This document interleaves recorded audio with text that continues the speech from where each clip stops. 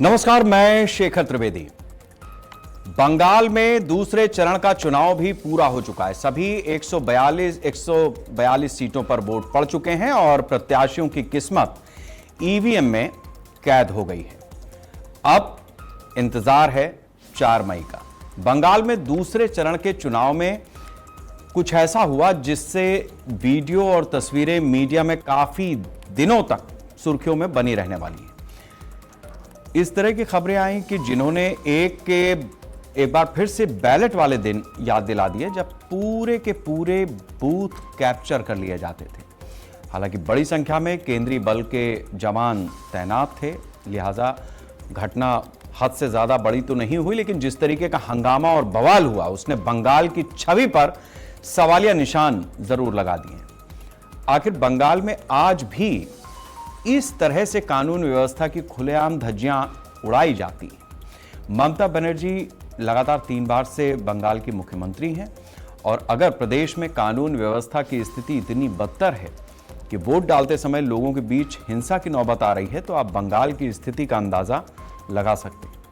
CRPF के जवानों ने जब स्थिति संभालने की कोशिश की और लाठीचार्ज किया तो सबसे पहले ममता बनर्जी ने ही सवाल उठाए और आरोप लगाया कि सीआरपीएफ ने महिलाओं और बच्चों तक को मारा है, बूथ कैप्चर किए। ये आरोप खुद बंगाल की मुख्यमंत्री लगा रही हैं। ममता बनर्जी ने तो सीआरपीएफ पर भाजपा को बचाने जैसे गंभीर आरोप भी लगा दिए। ममता बनर्जी ने कहा कि किसी भी बूथ पर प्रदेश की पुलिस नहीं है और केंद्रीय बलों ने हर बूथ पर कब्जा किया।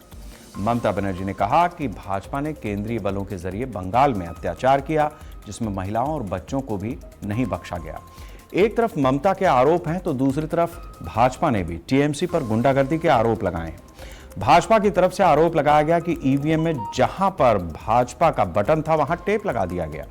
बीजेपी का आरोप है कि डायमंड हार्बर, फाल्टा और बीजेपी के कुछ और जगहों पर, ऐसी जगहों पर जो संवेदनशील बूथ भी कहे गए, वहां पर बीजेपी के बटन पर टेप लगा दिया गया, जो बेहद गंभीर मामला है। चुनाव आयोग की तरफ से हर उस जगह पर दोबारा मतदान का आश्वासन दिया गया है जहां से गंभीर समस्याएं पैदा हुई हैं। सबसे खास बात तो यह है कि भवानीपुर में ममता बनर्जी के खिलाफ चुनाव लड़ रहे बीजेपी उम्मीदवार शुभेंदु अधिकारी को बूथ पर टीएमसी के समर्थकों ने घेर लिया और चोर चोर के नारे लगाए। कई जगहों पर मारपीट, लाठीचार्ज, हंगामा और नारेबाजी के साथ ईवीएम में छेड़छाड़ की भी खबरें आईं। एक तरफ बंगाल में दूसरे चरण में चुनाव में चारों तरफ अव्यवस्था देखने को मिली, तो वहीं दूसरी तरफ एक अच्छी बात यह भी है कि बंगाल के लोगों ने लोकतंत्र के इस महापर्व में बढ़ चढ़कर हिस्सा लिया।